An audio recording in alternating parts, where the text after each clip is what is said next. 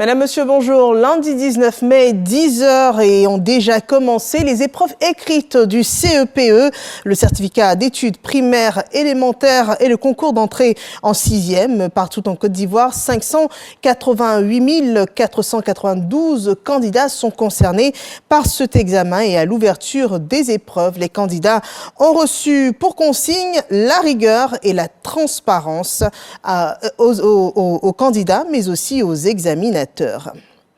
Autre point de l'actualité, le Premier ministre s'est rendu chez les méthodistes de Côte d'Ivoire. L'Église méthodiste unie de Côte d'Ivoire a un nouveau président, le bishop Séraphin Anomoudé. Il a été investi hier dimanche au cours d'une cérémonie de prière au stade Félix Houphouët-Boigny d'Abidjan. Parmi les invités de marque, le Premier ministre Robert Begré-Mambé, représentant le président de la République Alassane Ouattara à cette cérémonie. Ce lundi s'ouvre la semaine de la gouvernance. Il est lancé donc une semaine du partenariat pour un gouvernement ouvert, OGP, une initiative qui solutionne les problématiques liées à la gouvernance publique en faveur des citoyens. Je vous propose de suivre le développement de Lanciné Bakayoko.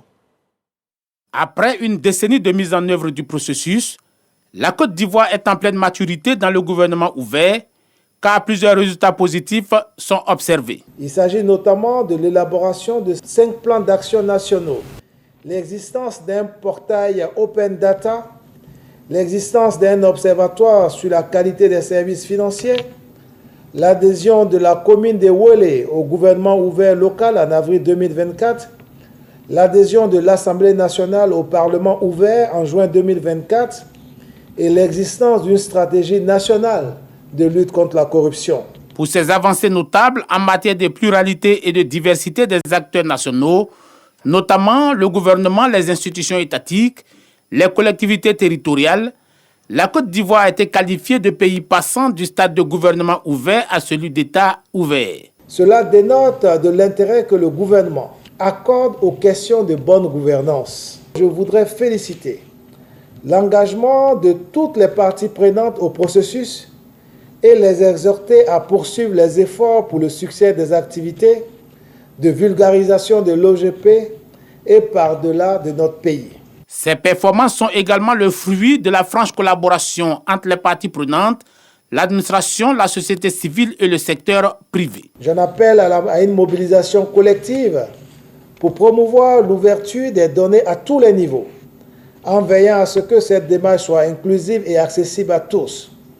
Ensemble, faisons de l'ouverture des données un levier puissant pour une participation citoyenne plus accrue et plus inclusive. Lancé en 2011 par 8 pays, le partenariat pour un gouvernement ouvert est une initiative multilatérale à laquelle la Côte d'Ivoire a adhéré depuis le 28 octobre 2015.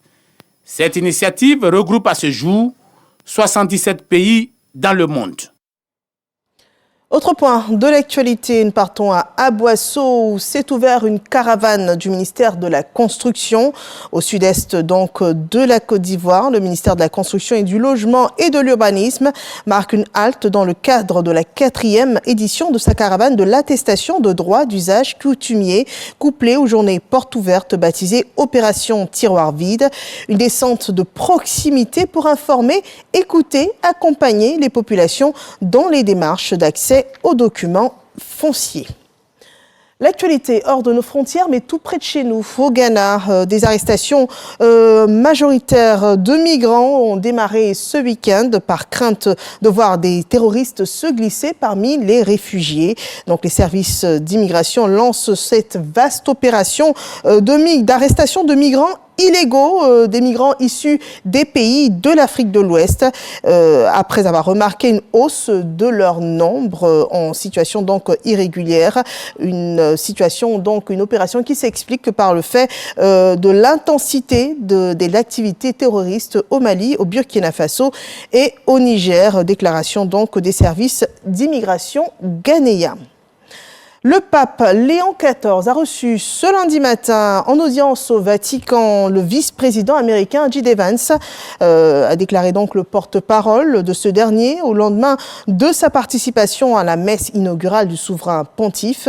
Rappelons que J.D. Vance et Marco Rubio étaient aux côtés de dizaines de responsables politiques, étaient couronnés hier, ainsi que près de 200 000 fidèles. Ils ont tous assisté hier à la place Saint-Pierre à la messe marquant officiellement le début du pontificat du pape Léon XIV. Merci de nous avoir suivis. C'est la fin de ce flash. On se retrouve à 13h pour le journal. À tout à l'heure.